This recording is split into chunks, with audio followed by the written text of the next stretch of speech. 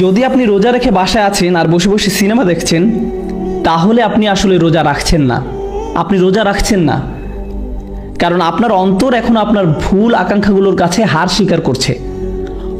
রোজা রাখার এই অনুশীলনটার উদ্দেশ্যই হলো যে আপনি প্রতিনিয়ত মনে করবেন যে যেভাবে আমি আমার ক্ষুধা তৃষ্ণার বিরুদ্ধে যুদ্ধ করেছি, আমাকে আমার চোখের আকাঙ্ক্ষার বিরুদ্ধে লড়তে হবে, আমাকে আমার মুখের বিরুদ্ধেও লড়তে হবে, আমাকে আমার জিহ্বার বিরুদ্ধে লড়তে হবে, আমাকে আমার আকাঙ্ক্ষার বিরুদ্ধে লড়তে হবে, আমাকে আমার হরমোনের বিরুদ্ধেও লড়তে হবে, আমাকে এখন আমার সব কিছুর বিরুদ্ধেই লড়তে হবে। এর মাঝে দৃশ্যমান তা হলো খাওয়া আর পান করা থেকে বিরত থাকা, কিন্তু আর সবকিছুই রোজার মাঝে আছে।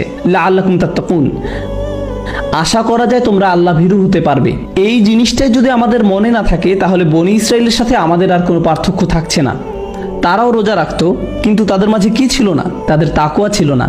আপনি যদি এটাই ভুলে যান যে কেন আপনি রোজা রাখছেন, তাহলে আপনি তাই করছেন যা বনি ইসরাইলরা করত। আল্লাহ আপনাকে বলছেন কুতিবা আলাইকুম আসিয়াম, আলাইকুম মুকদ্দাম, বলা হয় জার মাজরুর মুকদ্দাম, বিশেষত তোমাদের উপর, এখন তোমাদের পালা। আমি তোমাদের তাই দিচ্ছি যা আগের প্রজন্মের ওদেরকেও দিয়েছিলাম। তারা এর থেকে কোনো উপকার পায়নি, তারা তাকওয়া অর্জন করতে ব্যর্থ হয়েছে। আল্লাহ এটাই বলছেন।